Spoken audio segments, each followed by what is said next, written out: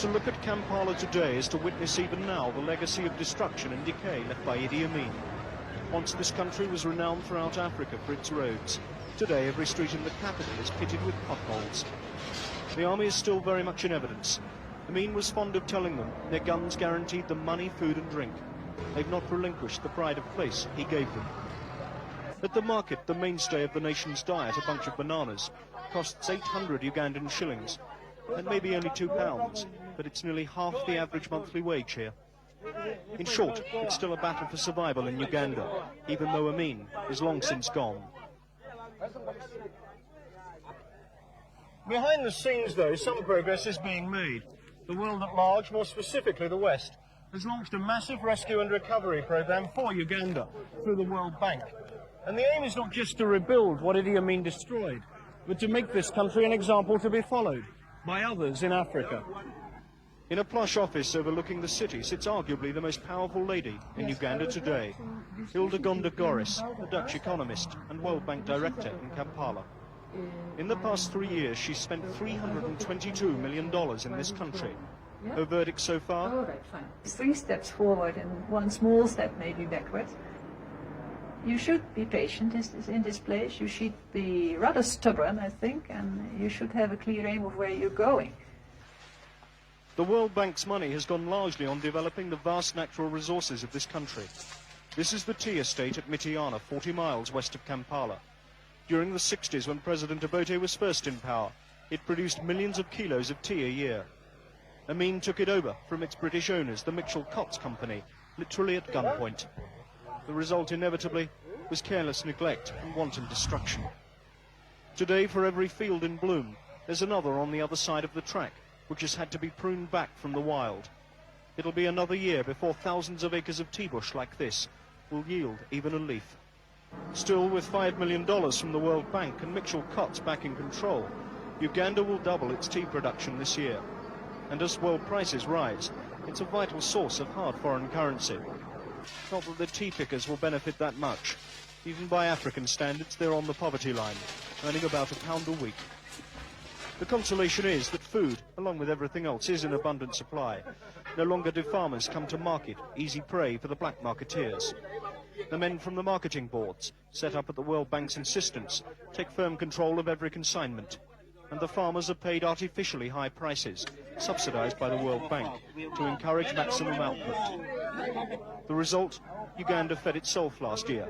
Indeed, it even exported food to hard-pressed neighbours like Tanzania. Apparently, Mrs. Thatcher got along famously with President Obote at the recent Commonwealth Summit. Hardly surprising when you consider that his socialism of the 60s has been replaced by something so rare in Africa, the free market economy. For him, the economic end justifies the means. The election manifesto of my party in 1980 was that the Pearl of Africa, which is Uganda, shall rise and shine again. I have every confidence that the Pearl of Africa shall rise and shine again. There are some who oppose you, who accuse you of repression, of murder, of torture. Do you believe that it will ever be possible to unite the people behind you? In Genesis chapter 1, where God began to make things happen, and things did happen in 7 days, it cannot work in a situation of this kind. Nation building is a long-term process. I'm not a murderer. This week, the President has chaired graduation ceremonies at Makerere University in Kampala, once the scene of massacres committed by Amin's troops. The fact that this was the first generation of students to graduate in the post-Amin era made it symbolic of the country's return to something approaching normality. Yet the doubts must remain. Obote has his enemies. Some are fighting a guerrilla war against his forces out in the bush. Increasingly, the President has to turn to his military commanders to enforce his rule. The bodyguards who surround him, for example, are part of a secret police network said by his opponents to be as extensive as anything Amin had, while the troops in distinctive fatigues belong to an elite force trained by the North Koreans and by ex-SAS men brought in from Britain last year. In the view of the World Bank, and hence the West, President Obote offers the hard-nosed practical leadership African economies need. But But even if the millions of desperately poor people living under him benefit in the end, economic growth alone is unlikely to heal the many bitter divisions in this country.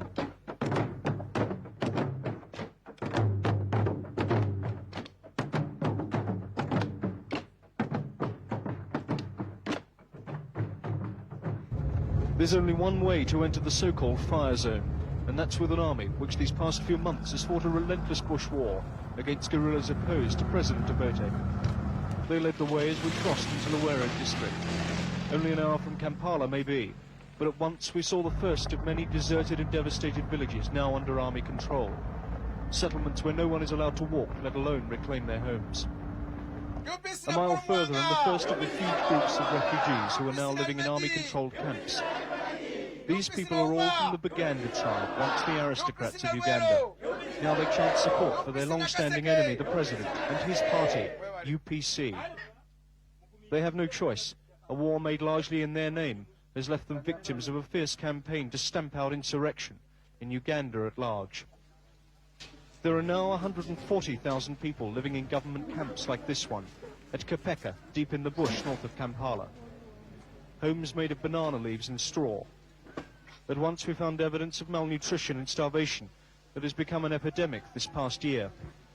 Children are suffering unmistakably from marasmus, starvation, and kwashiorkor, protein deficiency. The sight of it alone was enough to shock Bill Kirkham, MBE, CBE, an experienced Africa hand who's now been given the job by the government of taking charge of these refugees. I never expected to see this in Uganda. I never ever thought I'd see this in Uganda. It has shocked me. Every day, nurses from Save the Children and Oxfam handle more than 500 cases in their feeding station here. In their own minds, it's something of a losing battle against hunger, disease and fear among the people they care for. In this child's case, it is a vain struggle against a combination of measles, starvation and severe dehydration that had him refusing every attempt to make him drink. If the conditions within these camps are one cause for concern among the relief agencies, then so too is the situation outside them. The government does admit that their troops are now under orders to kill any male living in areas once occupied by the guerrillas. But people fleeing into camps like this report an army regime which goes well beyond those orders. There is, according to independent sources, including the churches, hardly a family in these camps that hasn't lost a relative, as the army has swept up through their villages, determined to destroy any local support for the guerrillas. Yet this is the army, supposed to be protecting them. At the main hospital in the area, a German doctor told me that he has, on average, 30 cases a week who are victims of the troops. He led us to one. She had a gunshot through the left and right upper leg and right lower arm, and one shot in the abdomen. Does she know who did it? Yes, she told us soldiers. And the story was the soldiers were drunken and were afraid because on this day 3 soldiers were killed in a village about 3 miles in the north. Back at Kapeka camp, a bushfire had started.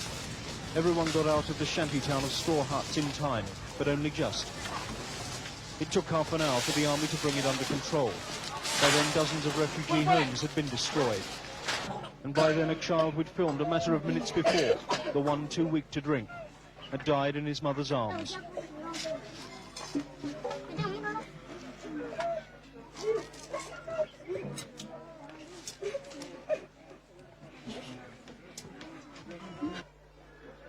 On a day when the Archbishop of Canterbury began his sermon by saying, "Of all the nations on earth, you deserve a new beginning," we came to the Mulago Hospital in Kampala.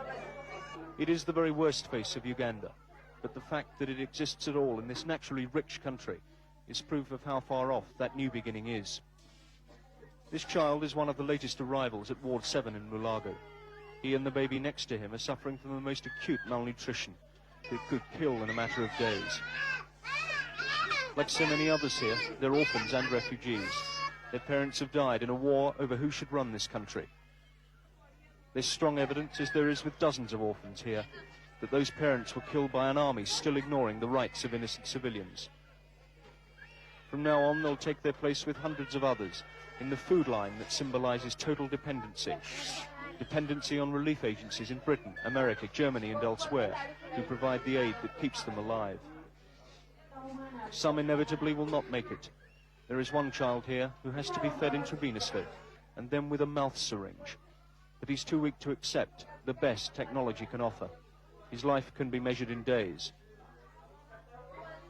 The world, as Dr. Runcie said in his sermon, has not been deaf to the cries of a nation which has been subjected to appalling suffering. Yet the world, as the Archbishop was quick to add, cannot even begin to appreciate the tragedy that is the life of these people and these children. Because if there is hope today in Ward 7 of the Mulago Hospital, it is for the next generation, not this one.